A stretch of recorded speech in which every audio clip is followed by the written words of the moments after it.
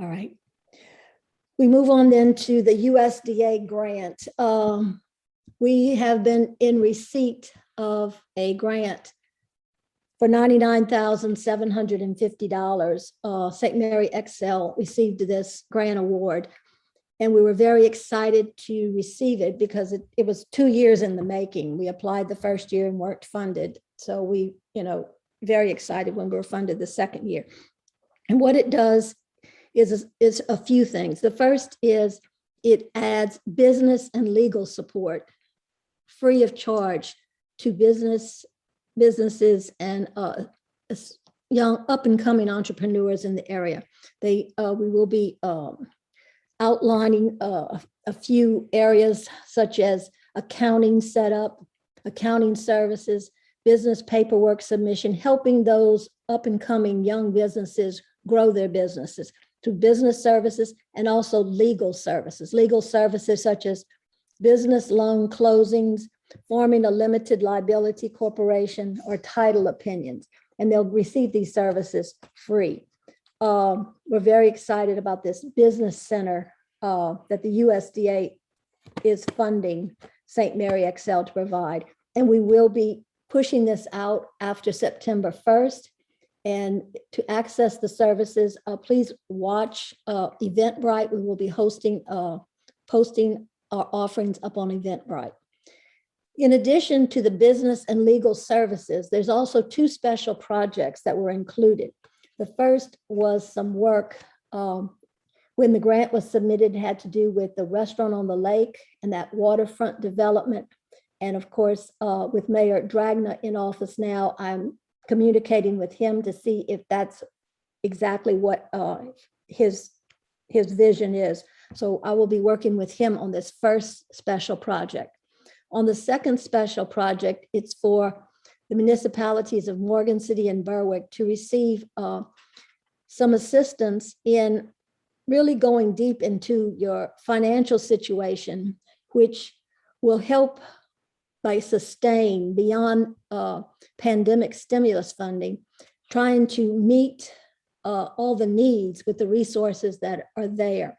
Verdundity is a company, we've reviewed them, kind of passed it by, and they're going to lead us in workshops. It just, they're going to tap into their expertise and see how it fits your town, your city's needs, and just engage in conversations to help maybe improve practices that will lead to greater use of resources and tapping into resources. Ones where, planning is involved in how city taxes and things will be optimized, I guess. So it's just, additional resources to help grow the area. So this is the USDA grant. And with that, we've now placed a sign on the building downtown at 506 First Street. I don't think you can see it, and my cursor's really given me a problem today. That's why I'm having trouble muting and unmuting myself and moving things around. But it says it's the St. Mary XL Business and Resilience Center. And we thought making sure that we have a presence to show we're going to wisely use this $99,750 to support businesses in the area. And we also, because the parish council has begun the process in this resilience lab, want to say, here's a sign.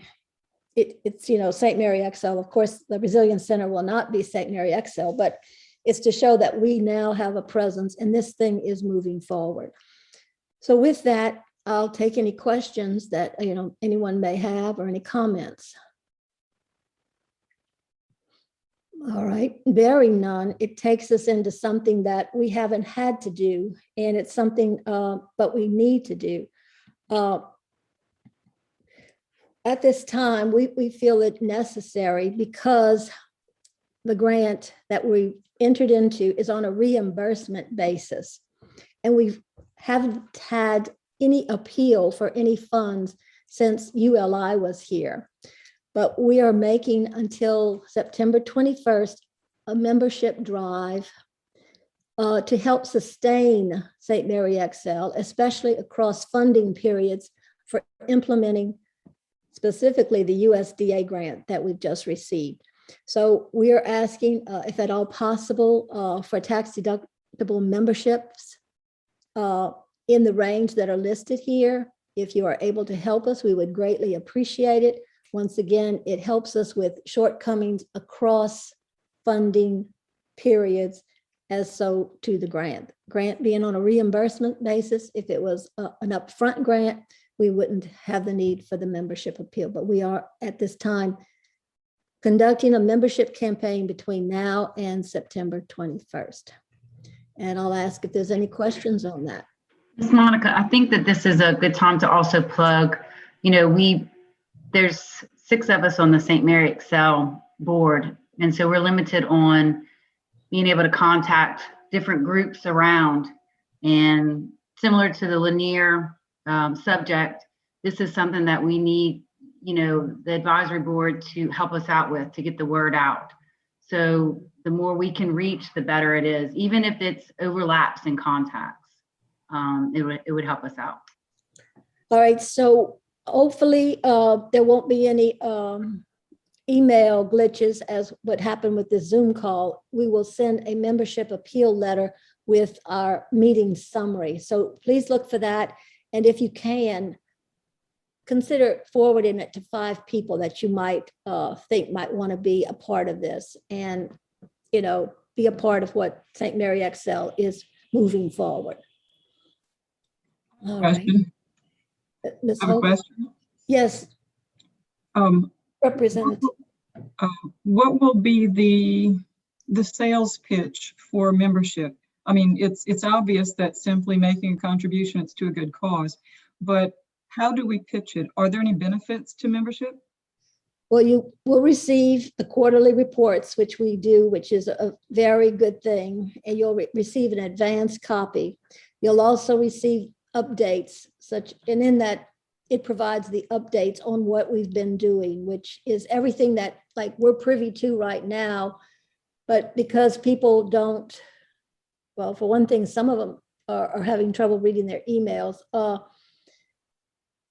You don't have to read the paper. They don't get the paper. Some of them are not on Facebook. So you will be provided with the quarterly reports, which give the updates on all the projects that are moving forward, especially, the linear. We know the Resilience Lab is going to be one that's going to be across even fiscal year, calendar years. I guess you'll get the most up-to-date information. Thank you. Okay. Catherine, you want to unmute? Catherine, you have been asked to unmute. I have a question from someone asking about the services. Will the services, accounting, legal services, will the staff still be on a volunteer basis? No. Okay. So, but maybe explain who, All right. which person would be getting paid. Okay. The membership allows somebody that has to manage the grant and someone that has to be the accountant for the grant to be paid. We don't think that should be on a volunteer basis. So that does allow some pay for the manager of the grant and the accountant for the grant. The rest of it is contracted services, and we are using all local vendors, all local services. Are there any follow-up questions?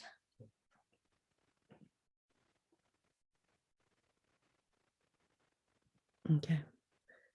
I'll wait a moment just in case.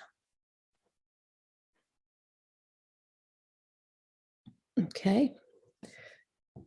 With that, with the Atchafalaya National Heritage Grant, we worked with the city to submit a grant that would allow additional signage for the neighborhoods in, well, it's really the Morgan City and Berwick area. We know that unless every neighborhood is a good neighborhood, that, we cannot afford for any decline across the city. So the goal from the beginning in the subdivision process was to create some community pride, some neighborhood revitalization. And thus far, residents in the neighborhoods have been getting together and raising their funds. The grant itself allowed us to quickly connect with neighborhoods. The process that we foresee will be the same. In other words, the neighbors get together, they select their emblem for their sign, along with one that is consistent throughout. Like in Morgan City, it's been the shrimp and petroleum derrick and shrimp. In Berwick, I would guess, Mayor, it would be the lighthouse for the Golden Farms. Plus they get to select one other one. As you can see, Auburn selected the bike with the oil and derrick, and Lakeside selected the egret. But from it has come a great deal of neighborhood involvement. You know, some have gone in so far as to re-engage their neighborhood watch. There's just a great deal of pride taking place. And one of the things that's really interesting about the signs that were selected, once again from a local vendor, is that it shows a legend of, it shows a push toward resilience, because when storms approach, these signs are removable. They come down, let the storm pass, and then as soon as the storm is over, they can be replaced. They just put back up on the braces. So you're not having to replace. And that's, you know, a component of resilience. So that's been a factor in just identifying these. So once again, we stand ready as St. Mary XL to work with the neighbors to get their signs up in their neighborhood, to make sure every neighborhood is a good one. Any questions on subdivision signage?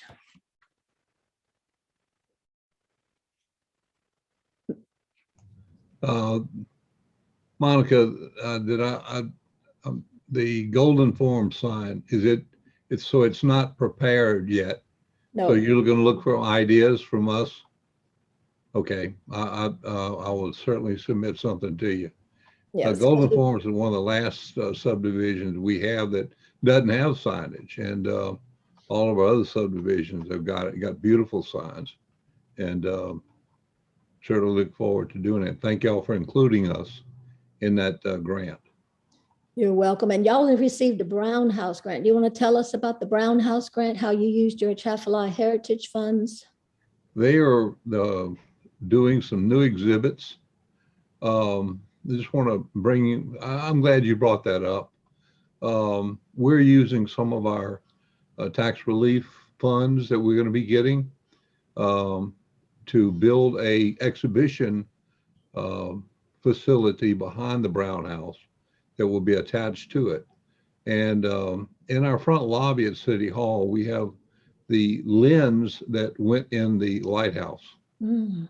It's beautiful. It's valued at over $1 million. Wow. And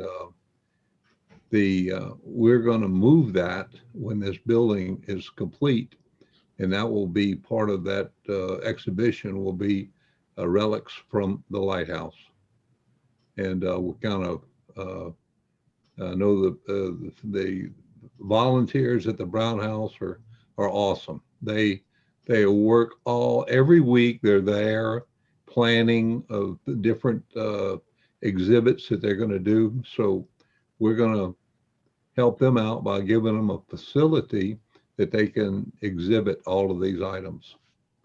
So we're excited about that. Very good.